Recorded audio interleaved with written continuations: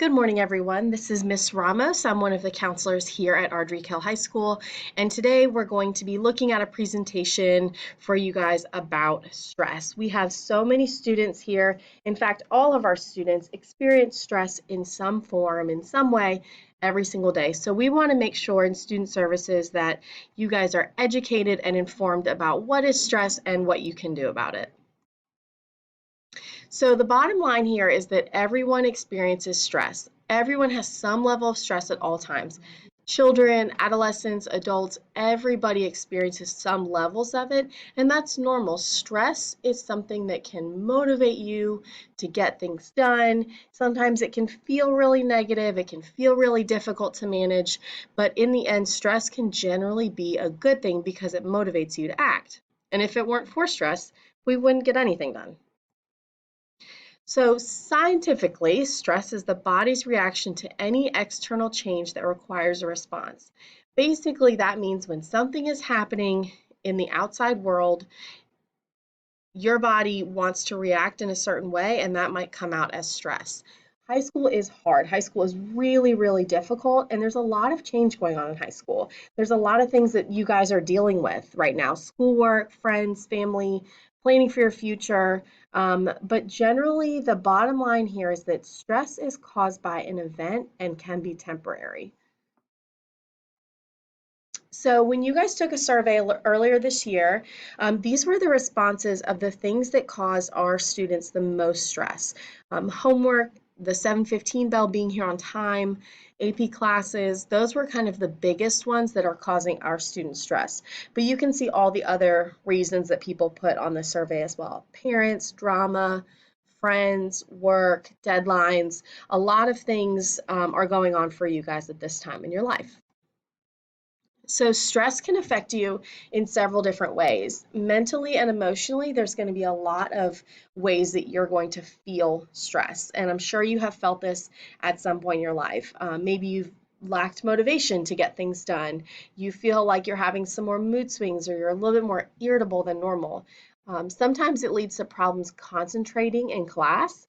You may be sitting there trying to focus on what your teacher's saying, but because of what's happening with a friend or at home or thinking about the next day, you're just not able to really concentrate on what's going on. And sometimes it leads to avoidance. Sometimes students start to avoid the thing that's stressing them out, which might be a test or a class, or talking to a friend that they are worried about what's going to happen.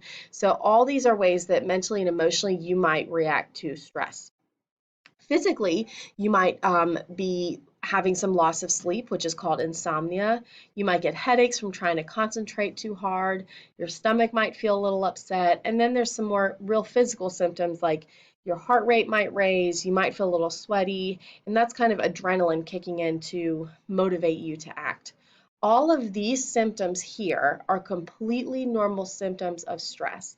So it is completely normal if before your big midterm, or when you're thinking of exams next week, if you get a little bit of butterflies or an upset stomach. That is completely normal and okay for students to feel that way. That's how your body reacts to stress. Sometimes, or most times, stress can be a good thing. Stressful events can actually motivate you to act. And I know it seems like, how in the world can this negative thing I'm feeling be a good thing? But hear me out. Here are 3 examples of ways that stress can motivate you. So, for example, you have a big test coming up.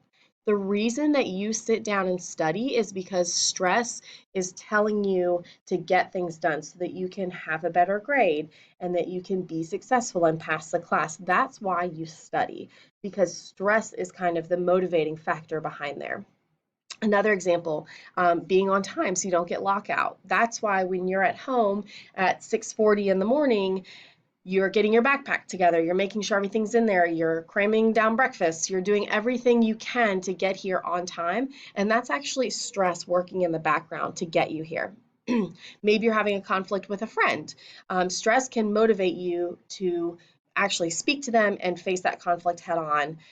You might be sitting in class getting sweaty, thinking about it, or you might be looking at your phone, texting somebody about it and getting worried, but stress is ultimately what's going to bring you in front of that other person to actually talk about it and fix it and move on.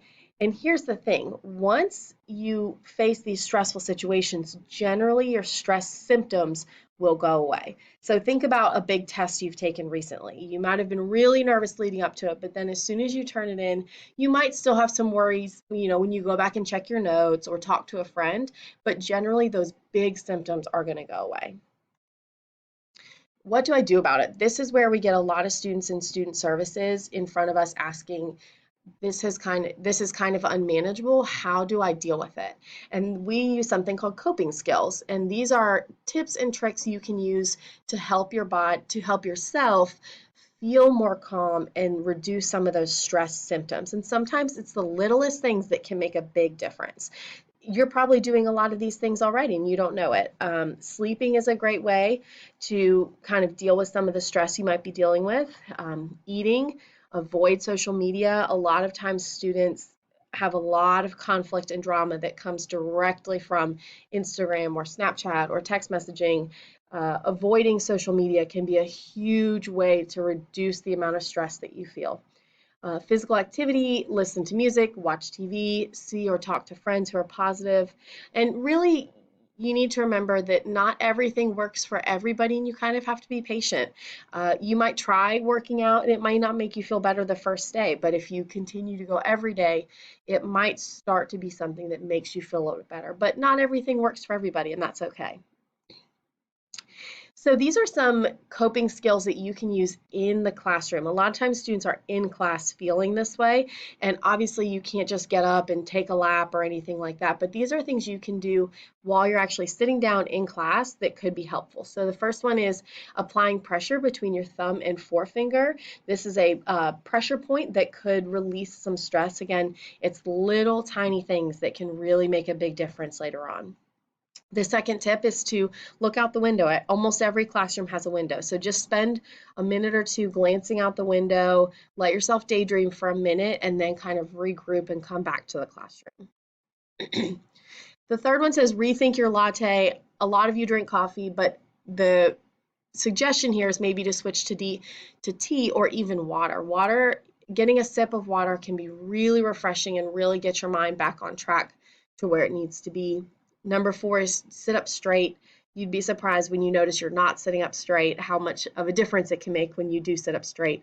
You become more attentive, you become more focused, and sometimes some of those stress symptoms can go away.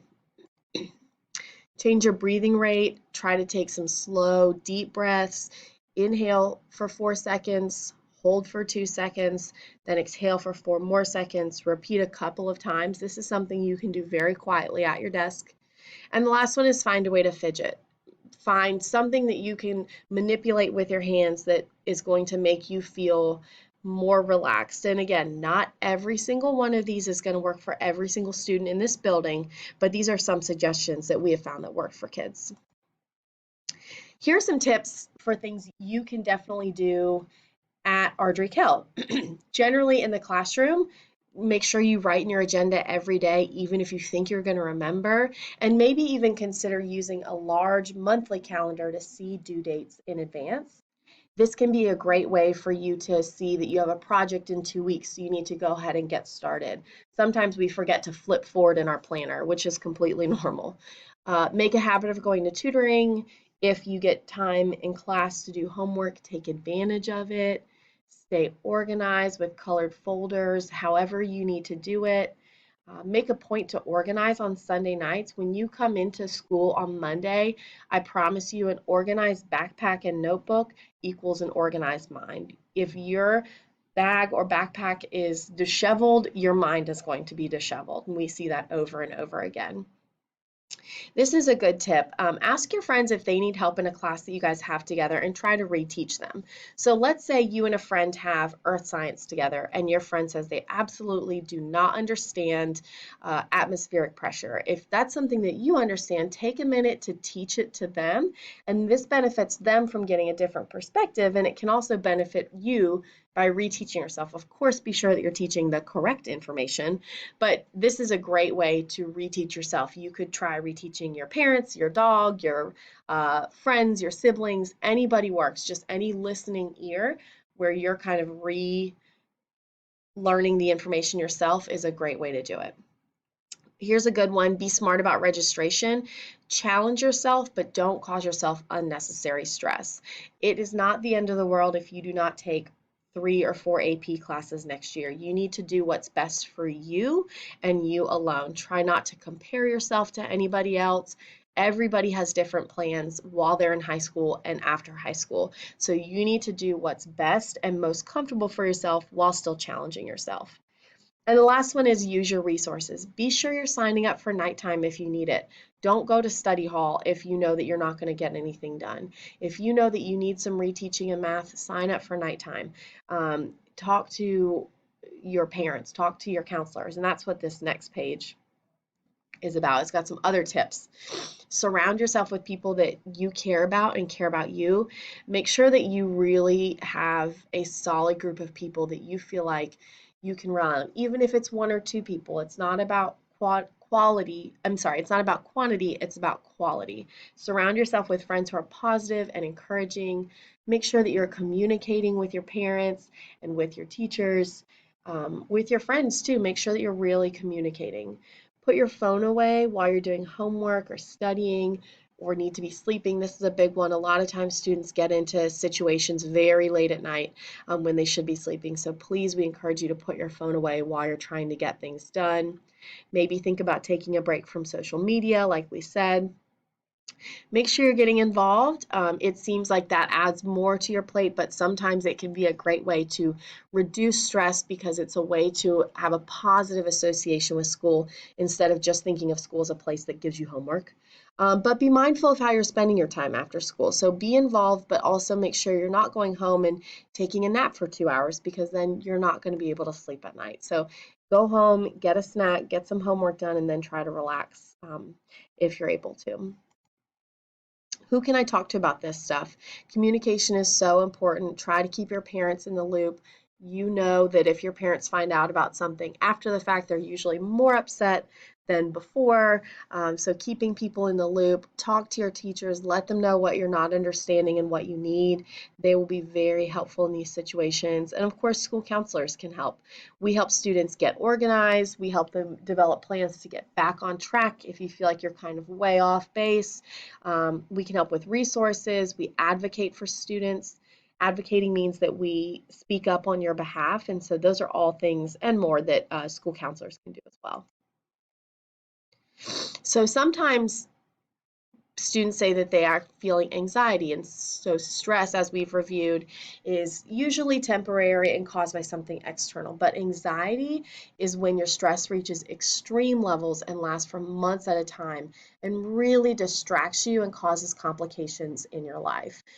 So when you're excessively worrying about the future, worrying about peer pressure, about your friends, about what your parents are thinking, this might be when it gets to anxiety, when it's really prolonged. Here's when stress becomes anxiety. So again, when it is chronic, pervasive, detrimental, all these are ways that you might know that your stress is becoming anxiety. And if you feel like it has become that, you may benefit from talking to a therapist or a counselor. So these are some tips we want you to remember. You'll not always be successful in every class or every venture that you set out on, and that is okay. High school is a time to learn about yourself, about what you're capable of, to challenge yourself, but also to give yourself opportunities to grow. It is critical to learn how to respond to adversity or negative events and disappointment and learn from them so you can move forward.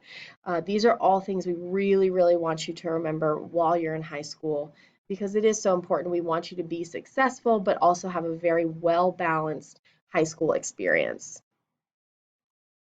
This last page is just resources.